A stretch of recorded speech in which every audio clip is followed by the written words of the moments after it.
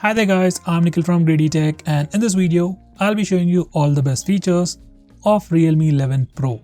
By the way, I've already posted a dedicated video on the tips and tricks section where I've talked about many things which I won't be covering in this video. So definitely check out that video as well, link will be in the description. With that said, the most highlighting feature about this phone is definitely its display. This phone comes with a massive 6.7-inch Full HD Plus AMOLED display with 120Hz screen refresh rate and a peak brightness of 950 nits. Display on this phone is truly amazing and it looks and feels quite premium. As it's an AMOLED display, blacks are true blacks, colors look slightly saturated and are very pleasing to the eye. Watching videos on this phone definitely gives you a great experience.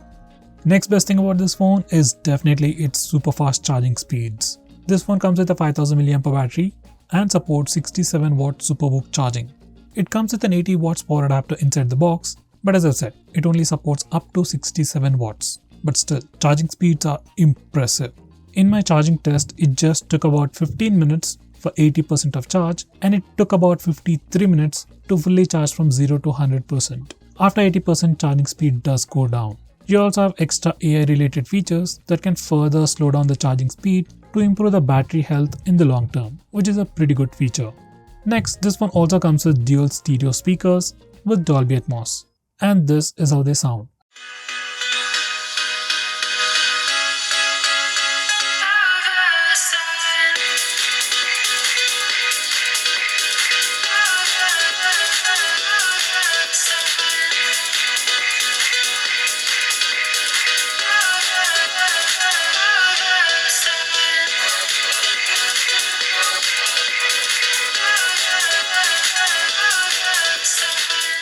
They are super linear dual speakers with Dolby Atmos and high-res audio certification. Next, this phone also has pretty decent performance. It comes with a MediaTek Dimensity 7050 5G processor with Mali G68 GPU with up to 12GB of RAM and 256GB of storage. It's a 6nm processor which offers good performance, has more than 550,000 of AnTuTu benchmark score, which is pretty good. Now purely in terms of performance, it's not the best in the price segment, but it does offer great performance for a normal user considering the overall package. Even for the gamers, it offers good performance, but just not the best. It also comes with some pretty decent cameras. On the back, it's got a dual camera setup with a 100 megapixel primary camera with optical image stabilization, and for selfies, we have a 16 megapixel camera. These are some sample shots. When the phone was first launched, cameras were not that impressive. It had some issues, but after the recent updates, camera performance has improved by quite a lot. I won't say they are perfect or anything, but they are definitely much better than when they were just launched. Next, we also have some new navigation gestures. But before that, we have the regular navigation bar with the back, home and recent buttons. Now back to the new gestures. Once you enable them, you can swipe from the bottom of the screen to go home, swipe and hold for recent tabs, and you can swipe from the left side or right side to go back a step. We can also trigger Google Assistant by swiping diagonally from the bottom left or bottom right corner. And you can quickly switch between the current application and the previous applications by swiping left or right on the bottom of the screen. Next, we have a brand new gesture which allows us to quickly switch between applications. You can enable it from the system navigation settings. Just enable the toggle, switch to previous app, and now you can just swipe and hold from the left or right edge of the screen to quickly switch between the current application and previous application. Actually, very few phones offer this particular feature and I personally really like it. So guys, definitely try this feature. Next, we have split screen mode gesture. Now on this phone, we have a 3-finger screen gesture to open split screen mode. You just need to swipe up using 3 fingers and it opens the current application in the split screen mode. Then you can select the secondary application from the list below. By the way, if this feature doesn't work, make sure to enable it from the settings, and once you're done, then you can just swipe up to open the split screen mode. Next, we have floating windows. Now this feature allows you to open applications in floating windows. To use this feature, you can go to the recent apps page, click on any one of the app icons, and then you have the option to open in a small pop-up window. Just click on it and the application will be opened in a floating window. You can double tap it to enlarge it. You can swipe the window towards the edge and it'll hide inside the edge. You can just swipe from the edge to bring it out whenever you need it. If you have navigation gestures enabled, You can also open an application in a floating window by just doing a swipe up gesture and keep going till the top. And now the application will open up in a floating window.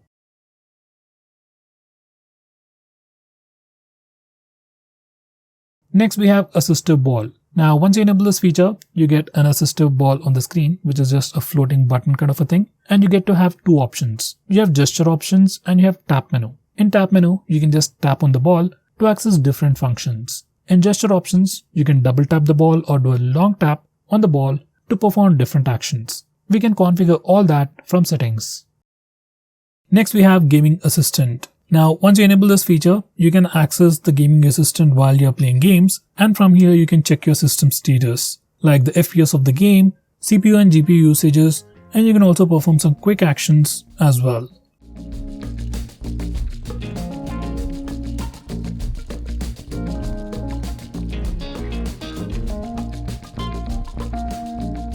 Next we have some pretty cool gestures. First we have Raise to Wake. Now once you enable this feature, you can just raise your phone from a flat surface and the screen lights up. If you are using Face Unlock feature, your screen lights up and takes you to the lock screen. If you are using Face Unlock feature, your phone can automatically unlock the phone as well, which can be pretty handy. Here's a preview once again.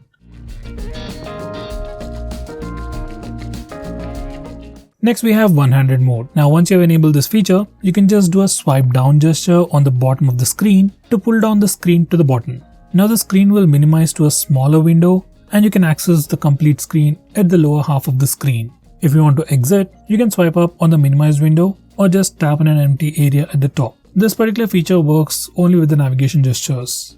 Next we have App Locker built into the phone. If you have any applications that hold sensitive information like net banking applications or payment based apps like Paytm, Google Pay or PhonePe, you can lock all those applications using this feature. It's a nice feature but has very limited options. If you're an advanced user, I'll suggest you to use a third-party application.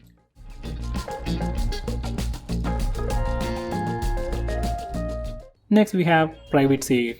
Now this feature is more like an application or like a vault where you can hide all kinds of files. Just like the app lock, we can have a completely different password from your lock screen and we can unlock it using your fingerprint or your facial data. Personally, I suggest you to use Gallery Vault.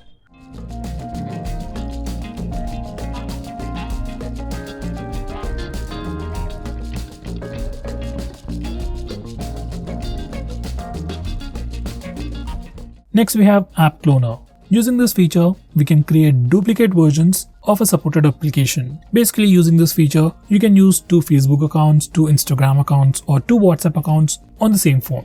It's a very good feature, but it's only supported for few applications.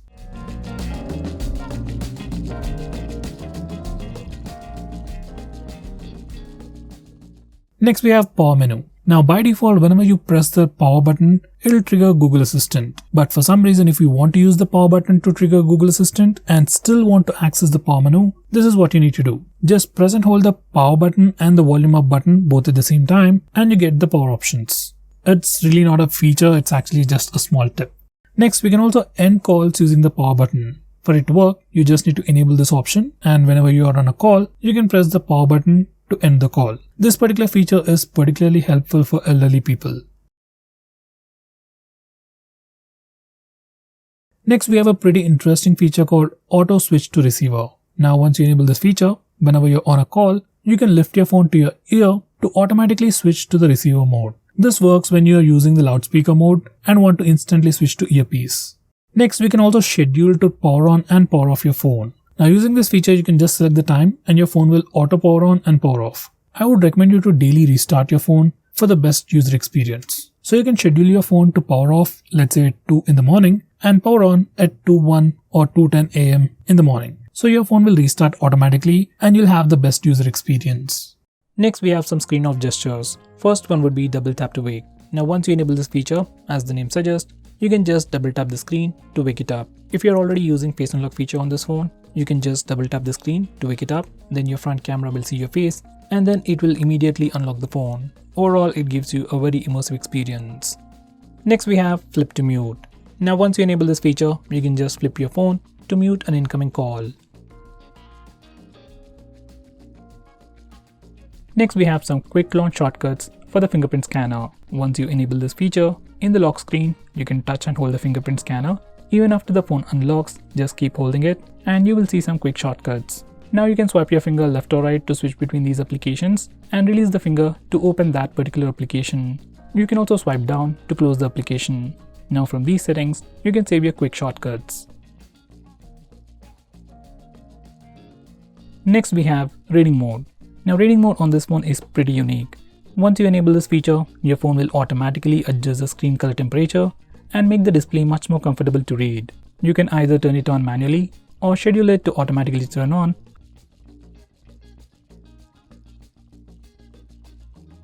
Next we have some launcher based gestures.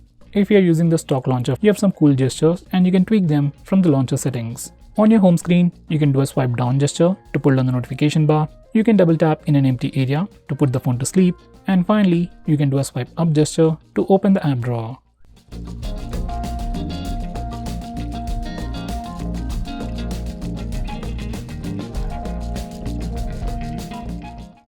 Next, we have some new dynamic tones. In notification settings, you can find them. These are the new sounds and I'll just give you a quick preview. We have new stuff like music box, electronics and more. And we also have a new feature where consecutive notifications will be linked to form a single melody.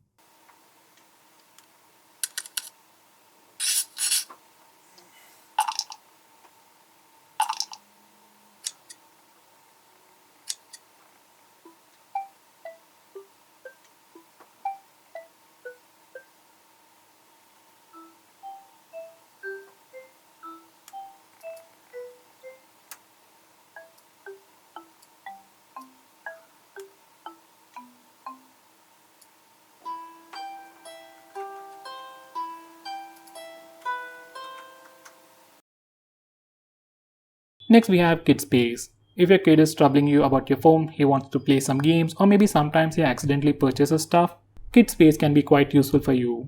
Once you configure this kid space, your kid will be able to only use specific applications that you choose and he will be able to use your phone only for a specific amount of time. Once again, it's a nice feature, but if your kid already knows your password, it's completely useless.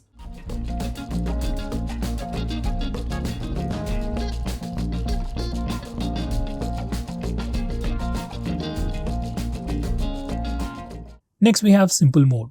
Now, this mode is really useful for elderly people who aren't tech savvy. So once you enable this mode, text and icon sizes are enlarged. It's much more easier to see. And the overall user interface is also slightly enlarged and overemphasized to be handy for elders.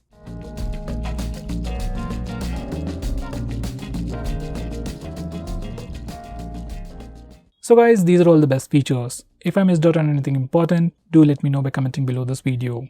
If you're planning to buy this phone, use the link in the description. It always helps the channel. If you want us to make any specific video, tweet out to us with the hashtag AskGreedyTech on Twitter and we will try to make it as soon as possible. I'm Nikhil from GreedyTech signing off. Have a nice day.